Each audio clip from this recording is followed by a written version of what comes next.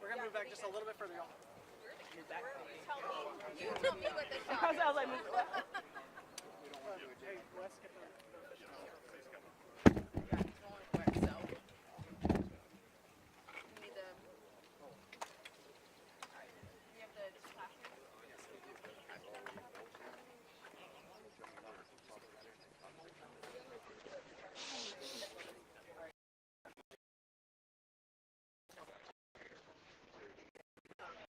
Y'all go right up there with it.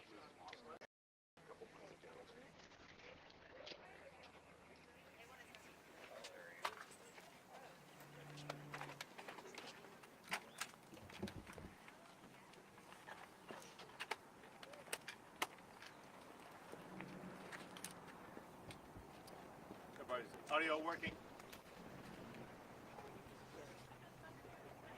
Alright, everyone's ready? Yes, thank Great. you. So I want to thank everybody for being here. I've had the opportunity to drive through the devastation of what this tornado wrecked in this region here in Bell County, and it's just heartbreaking to see the damage that it's caused, to see the people who've lost homes, who've lost so much in life, churches completely decimated. The terrain around the entire area, you can see the strength, the power, and the devastation that can be caused by an extraordinarily powerful tornado. But in typical Texas fashion, we have people who are stepping up and responding in an extraordinary way, working to very swiftly rebuild the community, rebuild the damage, to show the typical resiliency of the way we respond in the aftermath of challenges. I particularly want to thank Bell County Judge David Blackburn for his leadership. My office, as well as the Texas Division of Emergency Management, has been in constant contact with the county judge to make sure that they have everything they need to be able to respond to this storm. I also want to thank Bell County Sheriff's Office Chief Deputy Sheriff T.J. Cruz, Bell County Commissioner Russell Snyder, Bell County Commissioner Bill Schuman, Bell County Emergency Management Coordinator Bob Reinhard, who has been working tirelessly around the clock to make sure that everything that needs to be done will be done. Also want to thank Salado Fire Department Chief Jim France, Salado Fire Department Assistant Chief Shane Barrier, and particularly I want to call out Southwest Bell County Fire Chief Joe Bailey.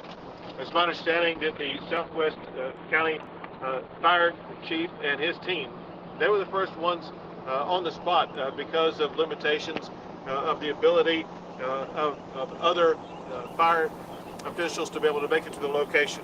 It's my understanding that the first people on the scene were volunteers, and that's the way Texas rolls. We have volunteers who are going to step up and not hold back in times of disaster. People who will put their own lives on the line to make sure that they're responding to the needs of their community. And then we have with us two remarkable pastors. We have First Cedar Valley Baptist Church Pastor Donnie Jackson, as well as the pastor from Victory Baptist Church with us here today, whose churches were decimated by this. And we have with us also two local representatives, State Representative Brett Buckley and State Representative Hugh Shine, as well as the Temple EMS paramedic Les Abbott and Justice of the Peace Cliff Coleman, as well as regional and local assistance from the Texas Division of Emergency Management and so many other people. There's a long list of people who have stepped up and agencies who have stepped up, and I know from my earlier meeting that we had at the fire station about the tremendous gratitude that the people of this community have for all first responders for stepping up swiftly and effectively to respond to this horrific situation. So as you can tell by what you see around the roadway around us, the top issue right now, one of the top issues, is debris removal. And the state is working with local authorities to assist in that debris removal. It's so important to remove that debris as swiftly as possible and then to begin the rebuilding process.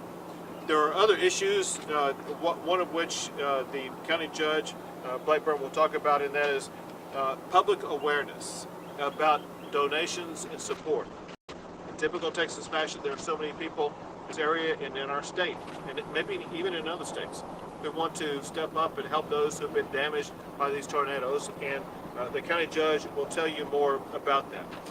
Also want to express my gratitude to the power companies that have been involved in restoring power. Power is so essential for the local residents. I want to thank the Public Utilities Commission, as well as the Bartlett Electric Cooperative, the Hamilton Electric Cooperative, and the Brazos County Electric for being able to work so swiftly to get power restored. Additionally, to make sure that we would, as a state, be able to expedite the process of the local communities that were damaged by these tornadoes. We wanted to make sure that they would be able to have access to all the resources they need as swiftly as they can get it.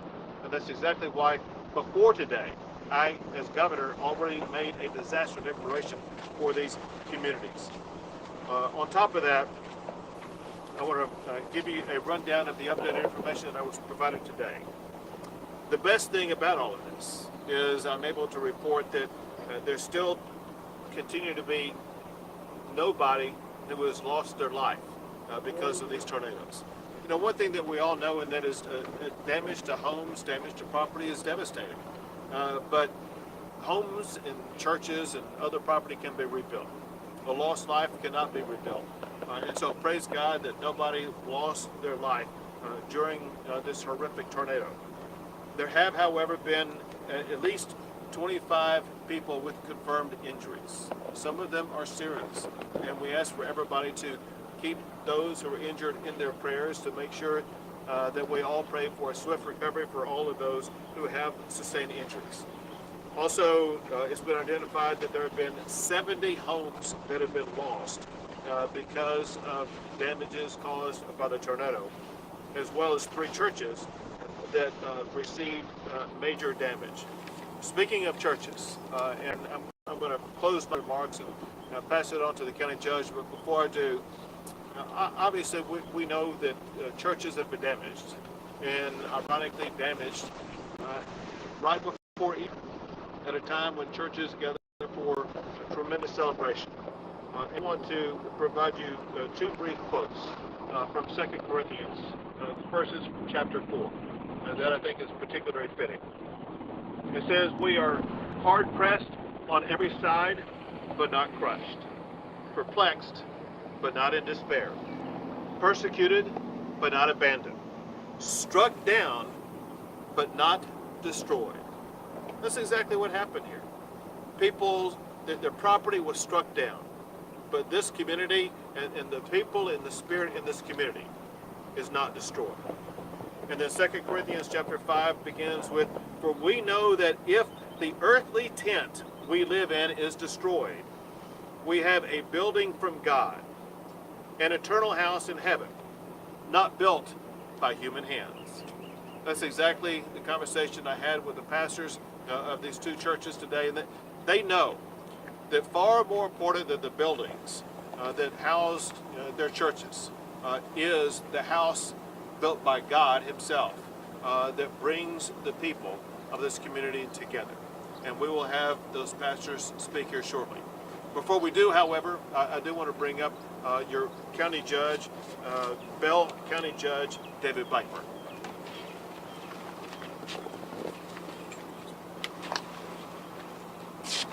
Thank you, Governor. From approximately a little after 5:30 p.m. Evening of April 12th to a little after 6 o'clock that evening, an F3 tornado touched down just south of the Bell County line in Williamson County, and then traveled north-northeast along the highway that we're standing beside. Traveled north-northeast along the highway before it reached the Hidden Springs subdivision, and then turned north. I can tell you that in that 30 minutes or so of the tornado and the path that we're looking at and seeing right now, within 30 minutes, we had people on the ground, both residents and, as the governor indicated, private citizens were first to respond, but we had emergency personnel also responding, and the state was also present within that first half hour of the death. I can't say enough good words about the governor's office, TDM, Texas Department of Transportation, Texas Department of Public Safety. All of those entities and more really responded well, and their response was significant, it was substantial, it was timely, and it was very responsive, and we're very, very appreciative of the help that's being extended by the state of Texas in the office. In terms of community assistance and reaching out, as the governor indicated, the community and outside this community have been extremely gracious, and we're seeing requests for donations pour in. What we have done is set up 2 phone lines. One phone line for homeowners or property owners who are impacted and affected. To call that line, we'll try to match them up with resources at whatever level they need. And then another phone line that is set up for donations from the community or outside the community. And we're trying to match those 2 up, or pair those 2 up. And I'm going to give you those phone numbers, and I'll flip the clipboard around so that you can look at them also. But if you need assistance, if you're an impacted homeowner or property owner, the number to call is 254-534-4562. And if you want to volunteer or you want to donate items, products, or services, the number to call is 254-534-2217. And these are the 2 numbers that I just read. And I'll keep them up for just a second. But I want to reiterate, again, the response from the community and outside the community has just been remarkable. And we look forward to the days ahead. As the governor's indicated, the community is very resilient. The path in front of us is not going to be necessarily short-lived. It's been mentioned already that the first couple of days after an event like this, there's heightened interest, and then that interest kind of wanes a little bit. The process of rebuilding and restoring property and lives that have been impacted by this storm is going to take more time than that. And I'm confident that the community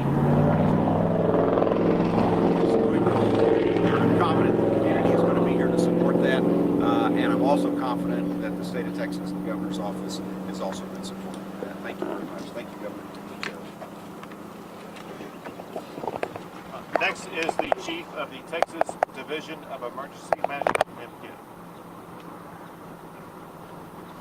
Thank you, Governor, and I want to start by thanking the volunteer firefighters that came out here and responded. It amazes me, we have so many great men and women across the state of Texas that respond for free to their communities, many times leaving their own homes and their own families to go and take care of members of their community in times of danger. So we cannot thank them enough. I hope you'll do everything you can to keep supporting the volunteer firefighters across this state. Second, it's the local elected and appointed officials right here in Bell County that made this swift response possible. From the judge to the emergency management coordinator for the county, Bob Reinhardt, and the teams that worked out here immediately getting people organized and coordinated to start doing life-saving searches, transporting the people that needed to be transporting, and making sure that all of the resources were coming in to support this community. The local response to this was the best I have seen, period. It doesn't get better than this. And I want you to be sure you're thanking those folks that have been working for you around the clock, nonstop, since the time that this tornado touched down. Recovery across Texas is always a delicate task because so many homes and lives are impacted by it. And the volunteers and the faith-based communities are always the ones that show up after disaster response. They're the first ones on the ground to help rebuild and recover. And the fact that we're standing here on the sacred ground of this church, I cannot wait to see the services here for tomorrow. I cannot wait to see the number of people that are going to show up and help us rebuild. As we were driving in, watching the volunteers that are out there cleaning up right here, right now, the sound of progress on this road is phenomenal. We have a long way to go to recovery. The state of Texas will be here to support these local officials all the way through. Thank you. Thank you, Chief. And now I would like to call up the pastor for the First Cedar Alley Baptist Church, as well as the pastor for Victory Baptist Church.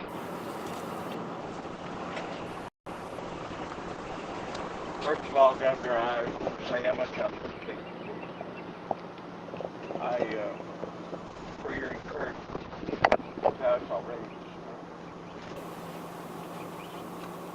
I get emotional not because of the loss, but because of the love that's been poured out on our community. I've been and just spent my whole life. I was saved to do a little when I was a young man. All of these friends below me are lifelong friends that house is all destroyed. We had a lot of news media here, and they saw the destruction of the building. You see it behind us here. But I want to make a point about something. They had a cross hanging on the wall as you entered in the sanctuary between the doors. Everything was destroyed, but that cross wasn't touched. Tomorrow morning, we're going to have service on this slab.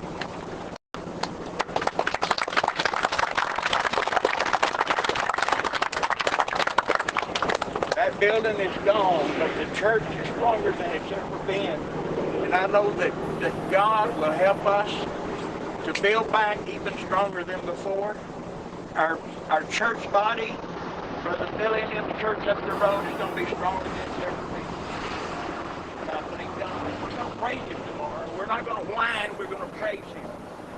And as we're celebrating the resurrection of Jesus Christ, we're going to celebrate the resurrection of a building that's fixing to start to be rebuilt. Thank you. Praise God. Amen.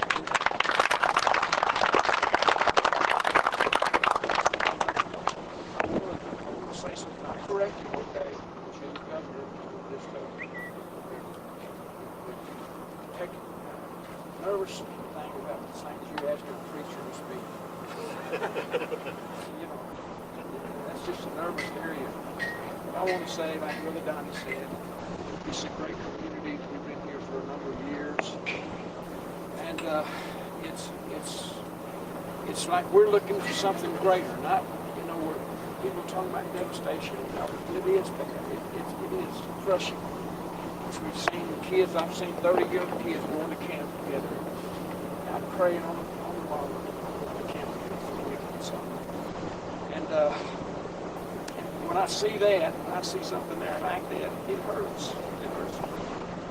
But I know that God in heaven's going to change that. And so our community needs to know for real is that God's okay. And He allowed this to happen. That's His business. It's not our business. But I believe He's trying to stir the hearts of people. He's saying, my arms are wide open. Come back. And tomorrow we're going to talk about, as He's already said, about the resurrection.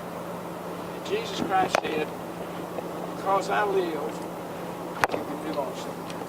And so, that's going to be our message. Somebody said to me, one of the persons doing this, said to me, what about your church? What about your church? I said, the church doesn't have a scratch on it. The church is fine because it's in here. And it's with their people. We have wonderful people. We've just gone through the COVID thing. Heard a lot of people. I'm going to say one other thing if you allow me to. Sure.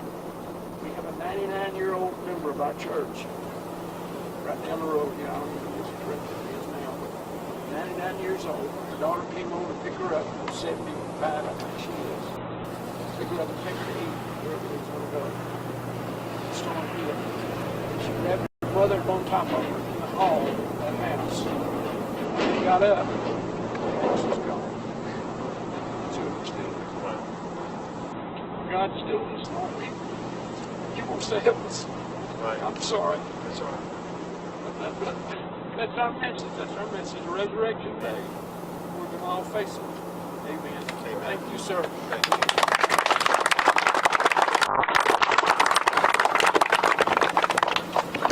We'll be happy to take a few questions.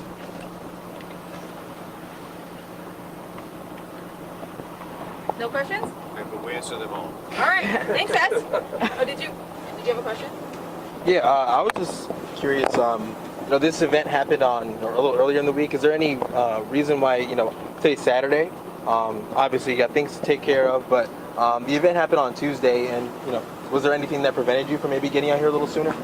Well, if you've been watching the news, I have been on the Rio Grande Valley in negotiations with regard to making sure that our border is going to be secure. I hammered out negotiations with all of the governors of all the Mexican states that are adjacent to Texas. And that's what I've been doing 24 hours a day for the past few days. One of my jobs as governor is to make sure that we do what the Biden administration is not doing, and that is to secure our border. Because this past year alone under the Biden administration, we've had more than 1.6 million people cross our border illegally. And because of the elimination upcoming of the Title 42 expulsions, that number could rise to more than the citizens that live in the city of Houston alone this coming year. And so I have a job as governor to make sure that I'm doing everything I possibly can to secure a border, including making agreements with the border governors in Mexico so that they will begin to secure their border to reduce the influx of illegal immigrants coming into the state of Texas. Great, thank you guys.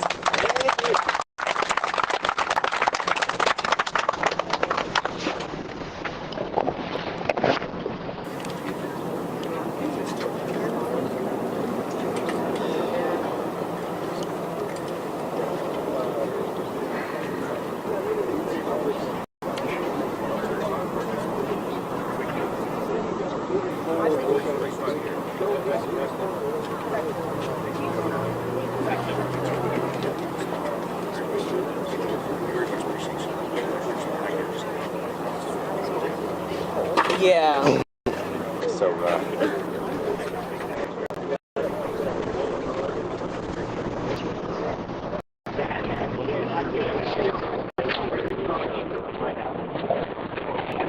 what's the point of the microphone?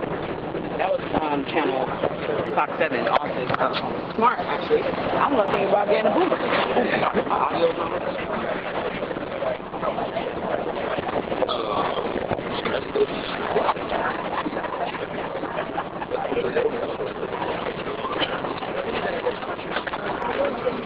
You change your stream off?